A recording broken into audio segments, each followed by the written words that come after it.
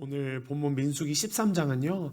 하나님께서 약속해 주신 가나안 땅에 들어가기 전에 가나안 땅을 미리 정탐하여 확인하고자 하는 이스라엘의 이 요구를 하나님께서 들으시고 12 정탐꾼을 세워서 가나안 땅이 어떤 곳인지 살펴보라고 말씀하시는 내용이 기록되어 있습니다. 오늘은 이 정탐꾼을 보내신 두 가지 이유에 대해서 좀 나눠보고자 합니다. 첫 번째는요. 정복을 준비하기 위해서 하나님께서 정탐꾼을 보내셨습니다. 미리 준비하는 사람의 특징이 있습니다. 어떤 일을 같이 하다 보면 미리 그 일을 준비하는 사람과 함께 일을 할 때가 있고요. 마감 시간이 다 되어서 급하게 준비하는 사람과 일을 할 때가 있습니다. 급하게 준비하는 사람과 일을 하다 보면요. 내가 함께 조급해지는 경우가 있습니다. 일반적으로 어떤 일이든 미리 준비하는 사람들과 함께 일을 하고 그 사람들의 그러한 성공의 여부를 보면요, 일반적으로 그 일을 성공할 확률이 참 높은 것을 볼 수 있습니다. 왜냐하면 해야 할 일들의 우선순위를 미리 정해놓고요, 또 체계를 미리 정해두면서 그 일을 해결할 수 있는 능력이 높아지기 때문입니다. 또 의외 상황이 닥쳐와도 발생해도 충분히 대처할 수 있는 가능성이 높아지기 때문에 그렇습니다. 그래서 자신이 해야 할 일을 미리 준비하는 사람은 어떤 일을 함에 있어서 성공할 확률이 굉장히 높다라고 할 수 있습니다. 가나안 땅의 바로 앞에 도착한 이스라엘 백성에게 하나님께서는 미리 가나안 땅 정복을 위한 정탐을 준비하게 하셨습니다. 가나안 땅은 하나님께서 약속하신 땅이죠. 그래서 그 땅에 이스라엘 백성들이 들어가 살기 위해서는 그 땅이 어떠한 땅인지 미리 알고 준비할 필요가 있었습니다. 그래서 하나님께서는 이 가나안 땅 정탐을 허락하셨던 것입니다. 그리고 모세를 통하여서 이 가나안 땅을 정복하기 위하여 그 땅에 사는 사람들과 성읍들에 대해서 정탐하라고 구체적으로 또한 명령을 하게 됩니다. 정복을 위한 작전을 짜고 그리고 목숨을 걸고 싸워야 할, 마주해야 할 사람들이 어떤 사람인지를 미리 확인하여서 가나안 정복을 체계적으로 준비할 수 있도록 하나님께서 이 정탐을 허락하셨다라는 것입니다. 그래서 이 12 정탐꾼을 가나안 땅에 정탐을 보냈다라는 것입니다. 오늘 우리가 이 현실을 살아가면서 현실이라는 이 가나안 땅을 정복하기 위해서 우리는 어떠한 준비를 해야 될까요? 오늘 아침에 이것을 조금 우리가 묵상해 보았으면 좋겠습니다.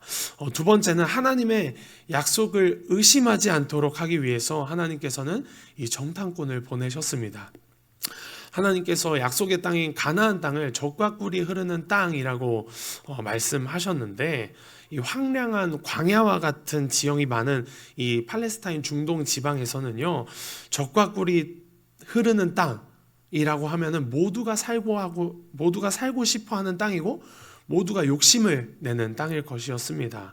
하나님께서 주시겠다고 약속하신 이 가나안 땅의 비옥함을, 풍성함을 미리 확인하여서 하나님께서 주신 약속을 이스라엘 백성들이 의심하지 않도록 하기 위해서 하나님께서는 정탐꾼을 미리 보내셨다라는 것입니다. 그래서 모세는 가나안 땅에 대한 하나님의 약속이 얼마나 정확하고 신실한 약속인지를 보여주기 위해서 그 땅의 열매를 가져오라고 부탁하였습니다. 그 땅이 얼마나 비옥하고 풍성한 땅인지는 그 땅의 열매를 직접 두 눈으로 보고 맛을 보면은 알 수 있기 때문입니다. 분명하게 알 수 있기 때문입니다. 이처럼 하나님의 약속을 이스라엘 백성들이 의심하지 않고 불평하지 않도록 하기 위해서 하나님께서는 가나안 땅에 정탐을 보내셨다라는 것입니다. 오늘 본문을 통하여 하나님께서는 12 정탐꾼을 보내셔서 가나안 땅을 정복하여 정복을 미리 준비하고 체계적으로 미리 준비하고 그 열매를 통하여서 하나님의 약속이 진실임을, 신실한 약속임을 보여주시려고 하셨습니다. 왜냐하면 지금 이 광야에서 보내고 있는 이스라엘이 계속해서 하나님을 의심하고요, 원망하고요, 불평했기 때문입니다. 그래서 하나님을 12 정탐꾼을 가나안 땅에 보내셨던 것입니다. 우리는 오늘 이스라엘 모습이 우리의 모습이 아닌지를 먼저 확인해 봐야겠습니다. 의심하고 원망하고 불평하는 모습이 나의 모습이 아닌지를 우리는 돌아보아야겠습니다. 오늘 하루를 시작하면서 우리는 오늘 하루의 삶을 미리 준비해야 합니다. 그렇다면 우리는 무엇으로 오늘의 삶을 준비해야 되는 것입니까? 바로 기도함으로 오늘의 일을 미리 준비하는 사람이 되기를 간절히 축복합니다. 준비되지 않은 마음으로 하루를 시작하게 되면요, 하나님을 잊어버리기가 쉽습니다. 하나님을 놓치기가 쉽습니다. 내 뜻대로, 내 고집대로, 내 생각대로 오늘 하루를 살아가기가 무척이나 쉽습니다. 기도는 하나님과의 관계적인 것입니다. 우리는 기도를 왜 하는 것이죠? 우리와 함께 하시는 주님과 친밀하게 교제하는 것이기에 우리는 기도하는 줄로 믿습니다. 기도는 하나님께 내가 필요한 것을 아뢰어서 하나님이 그것을 이루어 주시는 것이 아닙니다. 기도는 기본적으로 하나님과의 교제의 기쁨을 누리는 것인 줄 믿습니다. 하나님과 교제하는 기쁨이 있는 사람은 계속해서 이 하나님과의 교제의 자리로 나아갑니다. 반면에 이 교제하는 기쁨이 없는 사람은 계속해서 기도 응답에만 매달릴 수밖에 없습니다. 기적과 이적이 나타나야만 하나님을 신뢰할 수 있는 것입니다. 오늘 본문의 이스라엘 백성처럼 계속해서 홍해를 가르시고 구름 기둥과 불 기둥으로 인도하시는데도 불구하고 이 기적이 나타나지 않자, 하나님의 도움의 손길이 나타나지 않자 계속해서 원망하고 불평하는 모습이 이스라엘 백성들 가운데 나타납니다. 이 모습이 우리의 모습이 아닌지 우리는 살펴보아야 되겠습니다. 결국 하나님과의 교제가 뭔지를 모르기 때문에 기도는 기도 응답을 받기 위해서는 하게 되고, 응답해 주시면 감사하다고 하지만 인간의 욕심은 끝이 없어서 다음번에 응답받지 못하면 또 하나님이 안 계신다고 불평불만하는 것이 바로 인간의 모습입니다. 하나님과의 교제는 하나님께서 우리에게 허락해 주신 선물입니다.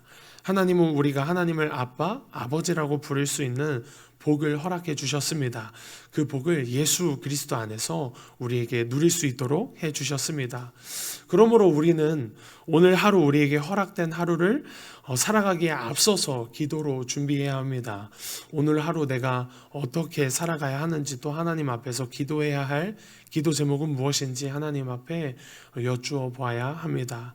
말씀을 마무리하고 싶습니다. 너는 내게 부르짖으라, 그리하면 내가 내게 응답하겠고 네가 알지 못하는 크고 은밀한 일들을 내게 보이리라 라고 말씀하셨던 하나님의 말씀처럼 오늘 우리는 우리 삶에 놓여진 가나안 땅이라는 현실 앞에서 무엇이 우리를 기다리고 있는지 모르기 때문에, 우리 앞에 무엇이 놓여져 있는지 모르기 때문에 우리는 알 수 없지만 하나님께서 이 가나안 정탐을 앞두면서 명령하셨던 담대하라, 내가 너와 함께 하겠다라고 말씀하셨고, 또 예레미야서의 말씀처럼 네가 알지 못하는 크고 은밀한 일들을 내가 내게 보이리라 라고 하셨던 것처럼, 약속하셨던 것처럼 그 약속하신 하나님을 온전히 신뢰함으로 우리 앞에 놓여진 가나안 땅을 능히 정복하게 되는 저와 여러분 되시기를 간절히 축복합니다.